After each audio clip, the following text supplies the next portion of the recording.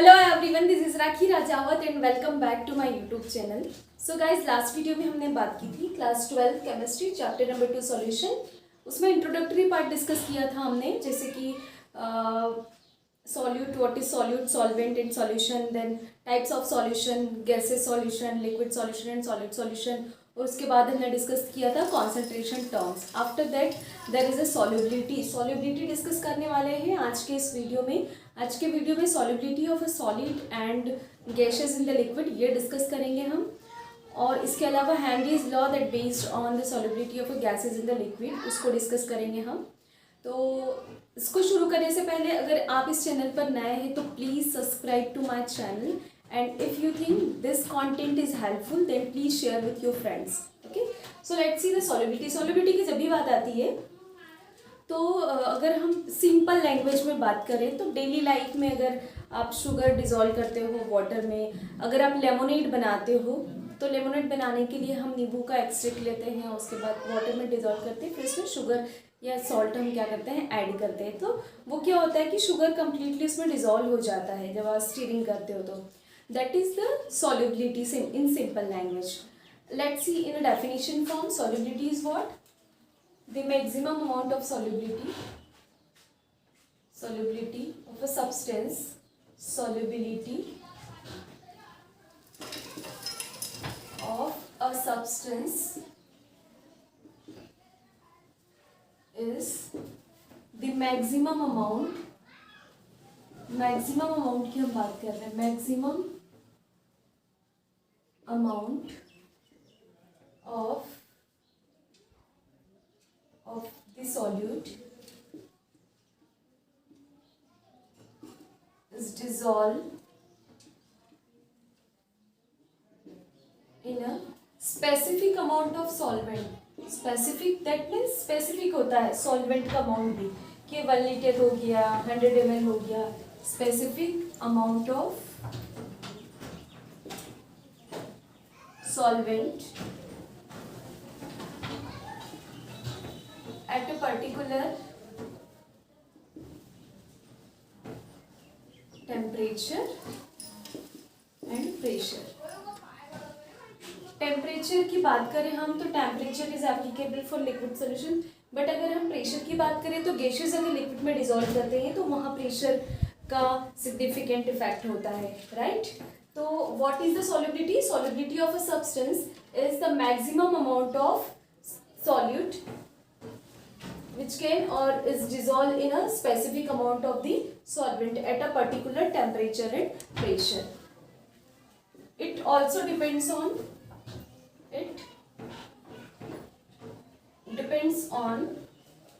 nature of solute and solvent. It also depends on nature of solute and solvent. हम कह रहे हैं कि maximum amount of solute dissolve होता है, ठीक है? सो लेट्स सी, सपोज हमने ये वाटर लिया, वाटर स्पेसिफिक अमाउंट आप ले सकते हो, because specific amount, suppose we have taken 1 litre of water और हमने इसमें सॉल्यूट जो है ना शुगर, वो डिसॉल्व करना शुरू किया। तो शुगर का एक मैक्सिमम अमाउंट क्या हो जाएगा इसमें, डिसॉल्व। हम उसको डिसोल्यूशन भी बोल सकते हैं, डिसॉल्व हो जाएगा, ठीक है? Maximum amount of solid which can dissolve in a specific amount of a solution at a particular temperature and pressure. Temperature आप चेंज नहीं कर रहे, पर्टिकुलर टेम्परेचर की बात कर रहे हैं। उस पर क्या होता है शुगर का, सपोज अगर 400 ग्राम शुगर इसमें डिसॉल्व हुई, उसके बाद डिसॉल्व नहीं हो रही है, so that kind of solutions are known as saturated solution. मतलब up to an extent more amount of solute can not be dissolve in the solvent, that is the saturated solution, ठीक है? तो what is the saturated solution? Saturated solution एक ऐसा solution होगा जिसमें और amount of solute dissolve करने पर क्या होगा, वो सॉल्वेंट में डिसॉल्व नहीं होगा, ठीक है? That is the saturated solution. Unsaturated की बात करें, so the solution which can dissolve the more amount of solute, that is the unsaturated solution. तो सैचुरेटेड अनसैचुरेटेड हम इसकी बात करते हैं, हमने छोटी क्लासेस में काफ़ी पढ़ा हुआ है इसके बारे में। तो शुगर अगर हमने डिसॉल्व किया 1 लीटर वाटर में तो एक मैक्सिमम एक्सटेंट तक डिसॉल्व हुआ, उसके बाद ये नहीं हुआ। अब क्या होता है कि जैसे हम इसको डिसॉल्व करते हैं तो सपोज आपने सॉल्यूट को सॉल्वेंट में डाला, ठीक है, और ये क्या हुआ कि इसमें डिसॉल्व होना शुरू हो गया, मतलब इंटरेक्शन हुआ सॉल्यूट और सॉल्वेंट का, और क्या होने लगे, डिसॉल्व होने लगे। तो इसको बोलते हैं डिसोल्यूशन। डिसोल्यूशन या सॉल्यूबल हम कह सकते हैं, डिसोल्यूशन होना शुरू हुआ। और फिर क्या होता है कि मैक्सिमम एक्सटेंट के बाद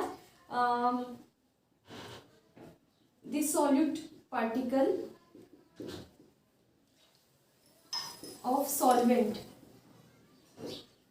collide with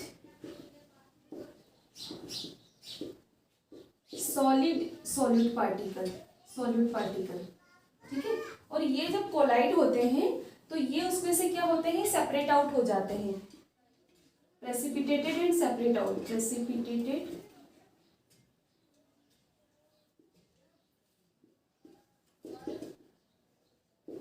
and separate out, separate. तो ये जो स्टेट होती है दैट इज क्रिस्टलाइजेशन, क्रिस्टलाइजेशन, ठीक है।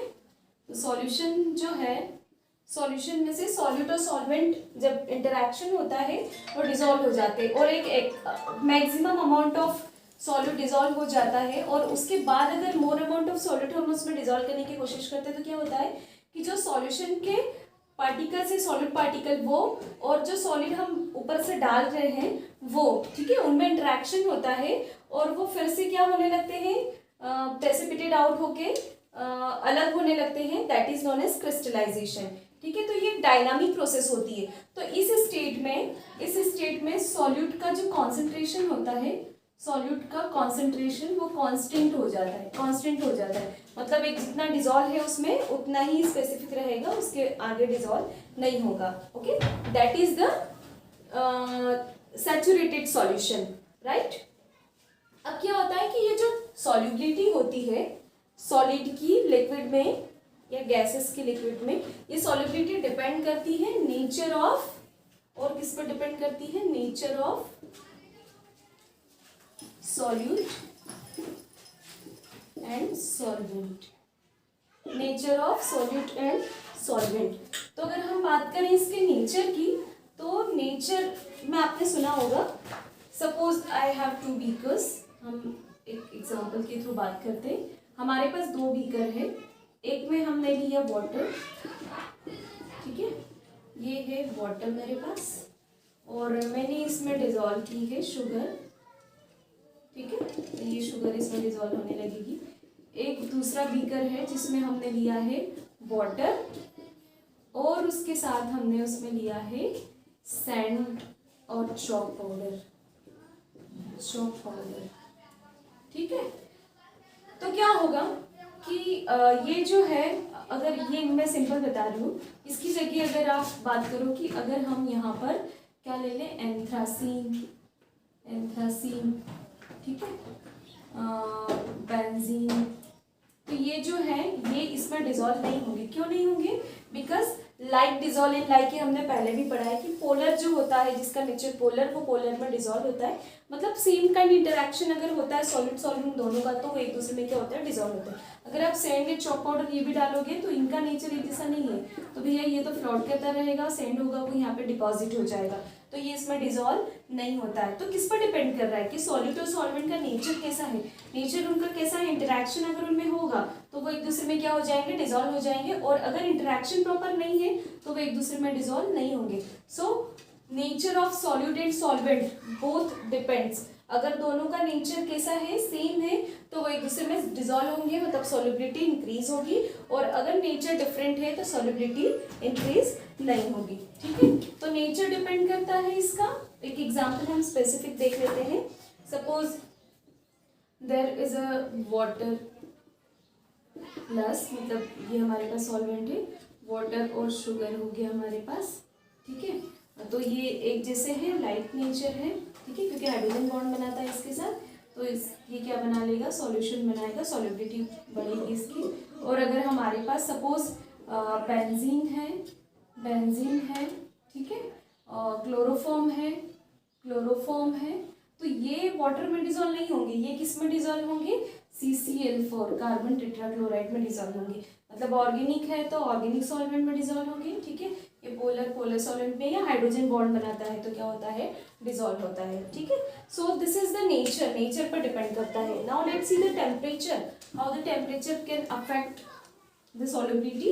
तो टेम्परेचर की अगर हम बात करें, तो टेम्परेचर में आप एक बात बताओ, सपोज हमारे पास ये वाटर है, इसमें हम डिजॉल्व कर रहे हैं कोई भी सॉल्यूट, ठीक है।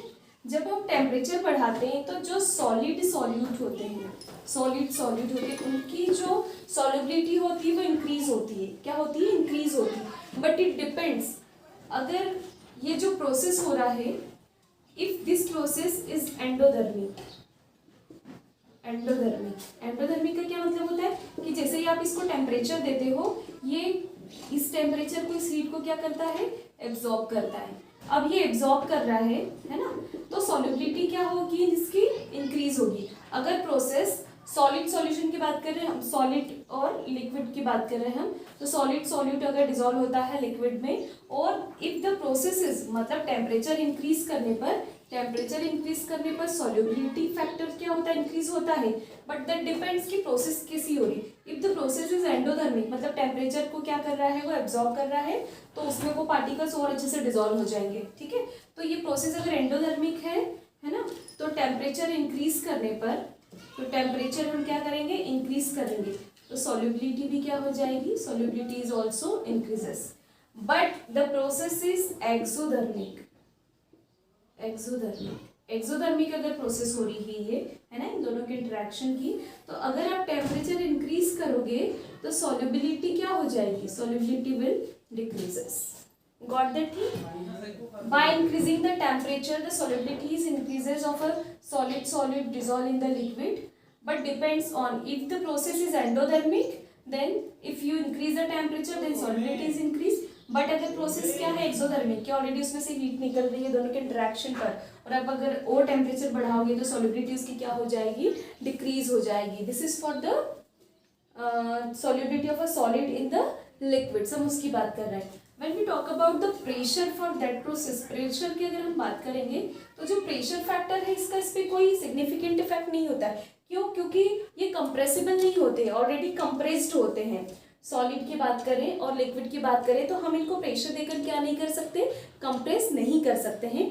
तो इस फैक्टर का सॉलिड की सॉल्युबिलिटी पर कोई इफेक्ट नहीं होता है। इफेक्ट किसका होता है, टेम्परेचर का। Now let's C the solubility of gases in the liquid. Solubility of gases in the liquid. Solubility of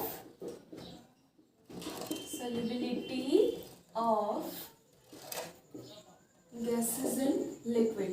तो हमने देखा कि बहुत सारी गैसेस होती है वो वाटर में डिजॉल्व होती है। जैसे डिजॉल्व ऑक्सीजन की बात करते हैं जो एक्वेटिक एनिमल्स के लिए लाइफ सपोर्ट का काम करती है। नाइट्रोजन गैस डिजॉल्व होती है, कार्बन डाइऑक्साइड डिजॉल्व होती है। जैसे हमने पहले भी बात की कि जो सॉफ्ट ड्रिंक्स होते हैं, सॉफ्ट ड्रिंक में कार्बोनेटेड सॉफ्ट ड्रिंक्स जो होते हैं उनमें कार्बन डाइऑक्साइड डिजॉल्व होती है। जैसे ही आप उसको शेक करते हो बॉटल को और उसका कैप ओपन करते हो तो उसमें से गैस एस्केप होती है, दैट मीन्स उसमें क्या थी, कार्बन डाइऑक्साइड, ठीक है। तो गैसेस डिजॉल्व होती है। So the solubility of gases in liquids mainly depends on the pressure. किस पर डिपेंड करती है, प्रेशर पर डिपेंड करती। Nature of solute and solvent तो डिपेंड करती है, मतलब nature of the gas and liquid also, but किस पर डिपेंड करती है, प्रेशर पर डिपेंड करती है। तो लेट्स सी कि गैस जो होती है कंप्रेसिबल होती है, उसको हम कंप्रेस कर सकते हैं। तो क्या होता है कि सपोज ये हमारे पास लिक्विड है और इस लिक्विड में कोई गैस डिजॉल्व है, ठीक है। गैस की बात आती है तो हम इसका जो केप है वो क्लोज रखते हैं, कंटेनर को क्लोज। तो ये गैस के पार्टिकल्स इसमें कुछ डिजॉल्व है ना। नाउ लेट्स सी कि ये जो प्रेशर है ना, ये प्रेशर सपोज ये P1 है और हमने क्या किया कि इसी कंटेनर पर हमने क्या किया कि प्रेशर को बढ़ा दिया, ठीक है।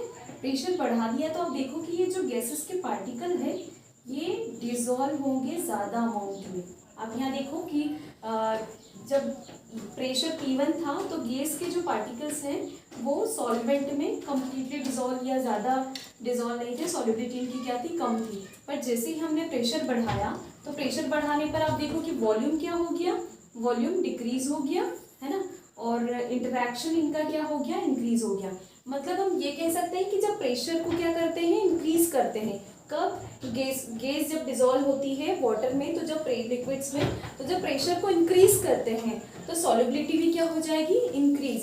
सो solubility of gases in liquids increase by increasing the pressure, by increasing the pressure. ठीक है, मतलब हमने प्रेशर बढ़ाया तो इंटरैक्शन सॉलिड सॉल्वेंट का बढ़ गया, मतलब सॉल्युबिलिटी क्या हो गई, इंक्रीज हो गई। तो सॉल्युबिलिटी, गैसेस की सॉल्युबिलिटी को एक्सप्रेस करने के लिए हेनरी नाम के साइंटिस्ट थे जिन्होंने क्वांटिटेटिव रिलेशनशिप दी, क्वांटिटेटिव रिलेशनशिप दी। किसके रिगार्डिंग क्वांटिटेटिव रिलेशनशिप दी, solubility of gases in the liquid. ठीक है, so according to the Henry क्या कहते हैं कि solubility of a gas is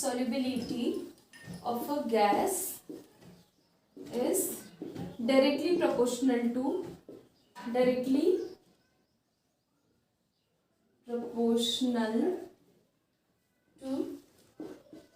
the partial pressure